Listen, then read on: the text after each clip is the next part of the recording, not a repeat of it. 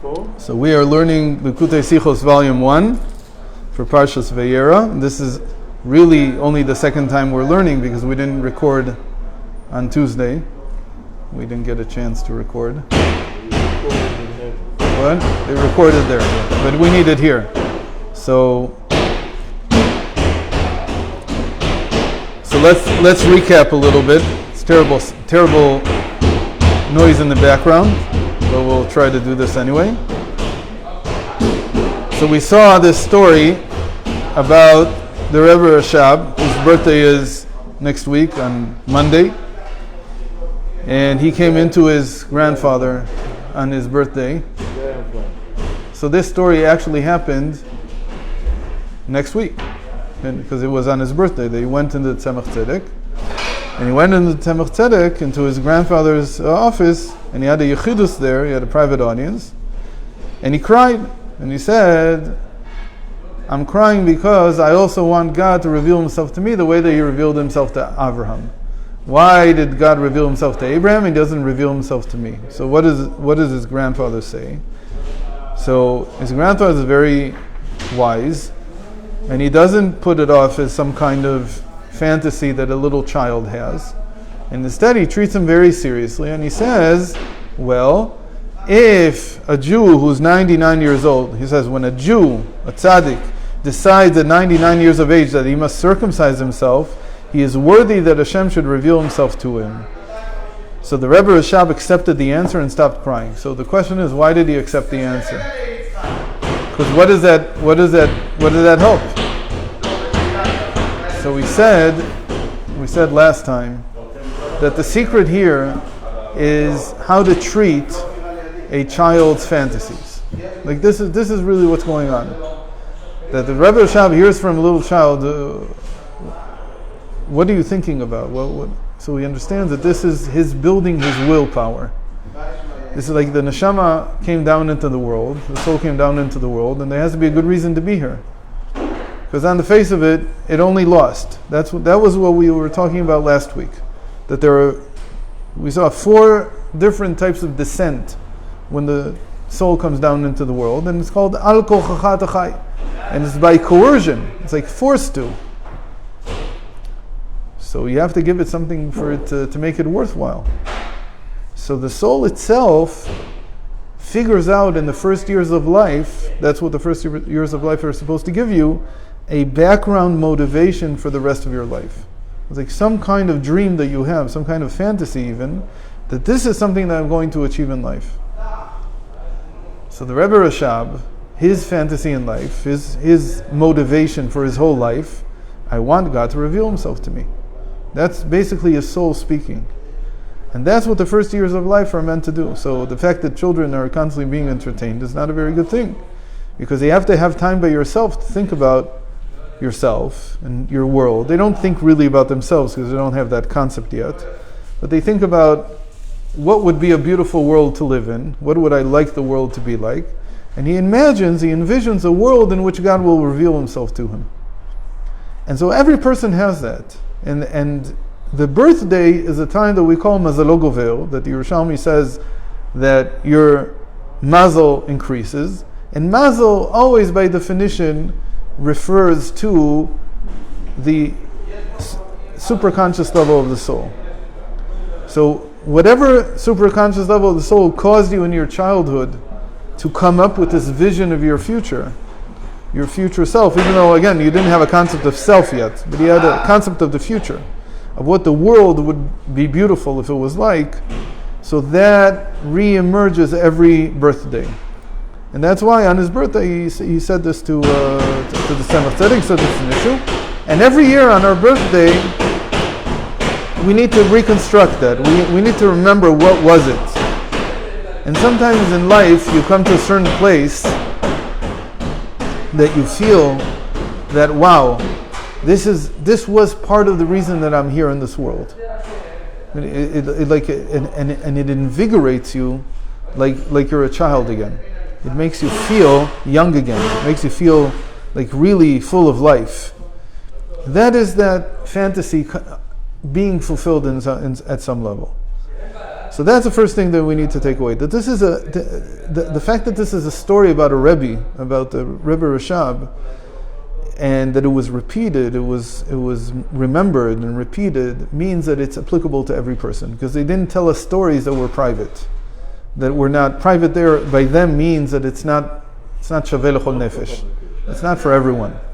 Not everyone's the same in these things. But by this, since this is a story that he was told, the Rebbe was told, and he's relating it. He says this is a story that is applicable to everyone. So he's going to take it in another direction also. But you can't forget about that. That's what he's telling us about.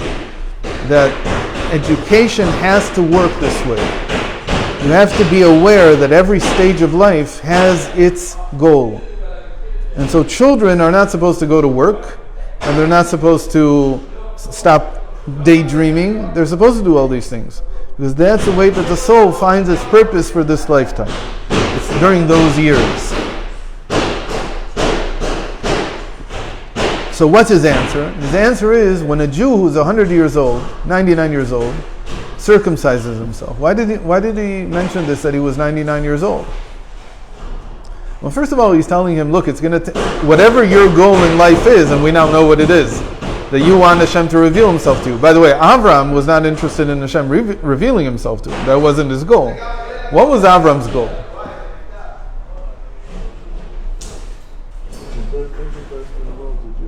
What? To convert everybody. No, in his childhood. What? Find out who is running the world. I don't think so.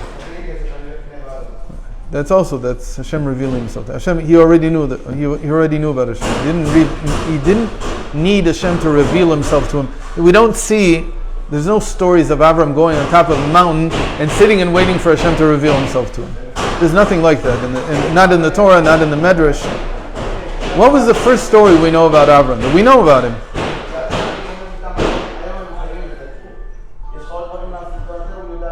It's related to the fact that he was very outgoing, but what? No, the first thing in the Medrash. What's the first thing we know about him in the Medrash? The what? Or Kasdim. So what did he do there? No, that was much later. What got him to go into the furnace in the first place? Smashing the idols. No, I've said it, but we have to hear that this is the first thing. Because you backtracked and you said, I wanted Hashem to... What's the story behind... What is the problem? What is the issue with... Not what is the issue.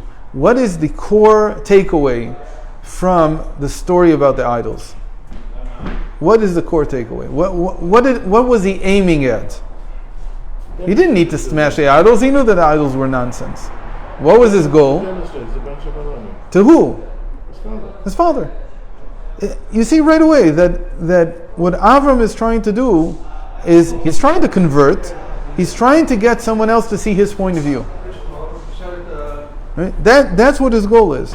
I want you, my father. I love you very much, and I care for you, and I don't want you to waste your life on nonsense. I want you to do something that has meaning. So he's a 5-year-old kid, or however old he is, and he says, how do I get the message through to my father? I have to bring him to where I am. I have to make him see it from my point of view. I understand the world from his point of view. How do we know that he sees the world from his father's point of view? Because he knows what to say. He says, listen, the big idol got really upset that this woman brought a sacrifice to all the little idols. So he took a stick and he broke all of them. What is he doing? He's trading places with his father's understanding. And he's painting a picture that his father will understand. He understands his father's world. In fact, he could be his father. He could be, which is exactly what happened. Why was he there in the first place alone?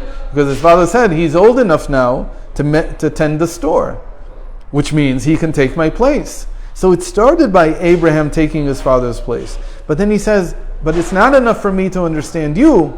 It's not enough for me to be able to play your role. I want you to be able to play my role. So how do I get you to move from where you are to where I am? So he comes up with this plan. He breaks all the idols. He puts the stick in the hand of the big idol, and he tells the whole story. And his father is taken in by the story. He just says at the end, it's nonsense. That doesn't work in the world of idols. Why? Because they can't move. So Avram says, Abba, your ears should hear what your mouth is saying.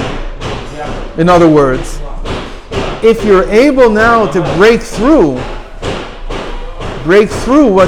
what's in your mind, you will have entered my world. You will have become me. That's what Avram is aiming for his whole life. He wants to be able to connect with people at a level that you can become me. That is what's behind conversion. Conversion means there's a person who grew up in a different culture. He's not Jewish. Maybe he was an idolater even. He's from someone from India. He worshipped idols his whole life. That was his culture. And suddenly he says, but this is not what I want. I want to become that. It's the greatest achievement of a human being is that I can become you. Not that I want to take your place. I don't want to take your place. But I can go into your I can become like you. That's the greatest freedom almost. Well, not the greatest. It's higher than that. But it's one of the greatest freedoms of the psyche, of the psychology of a person. Which is why we have psychologists today. Because theoretically, what the psychologist is supposed to do is to trade places. That's at least how Freud saw it. He's supposed to trade places with the person who's coming for therapy. I go into your shoes. In Chassidus, this is definitely what's going on. When you go into the Tzemach Tzedek could understand the Rebbe Rashab, a 5-year-old, because he could become a 5-year-old.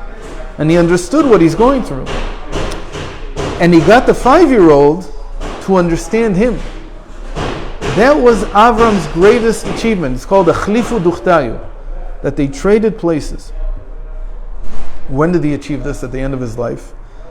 He came to it at the end. He achieved it, but not when he was 99. When he was 99, it was just that Hashem revealed himself to him. But that wasn't his goal in life. His goal in life was to trade places with someone else. Who was the most opposite from Avram? Yitzchak. And so at the Akedah, which is the end of this week's Parsha, what happens is that they trade places.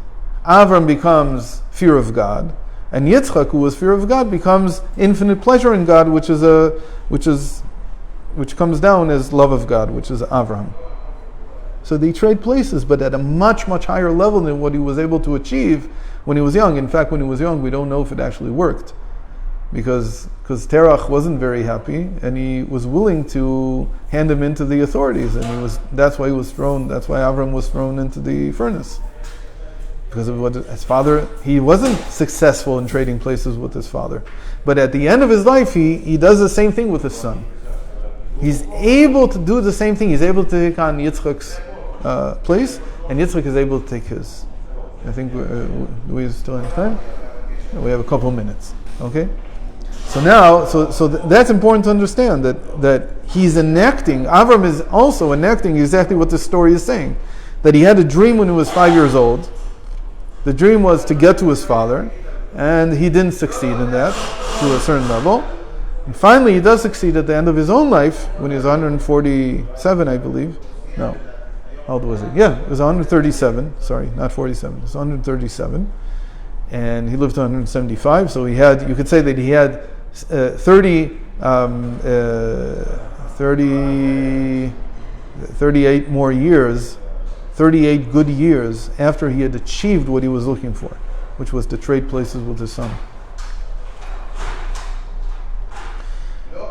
So the Tzemach Tzedek tells him, when you're 99 years old. Why 99? Because that's when he was circumcised. Correct? But there's something more hidden here. When you're 99 years old, you're on the brink of being 100. What do the sages say about 100? Avahu batel min haolam. It's as if he's not in the world anymore. He's like an oiver batel, as they say in Yiddish, which is really Hebrew for avahu batel. He's an oiver batel. But this is not, when the sages say, at 100 you're so-and-so, they're not telling you it's only when you reach 100 years old. Because if it's only when you reach 100 years old, why even bother?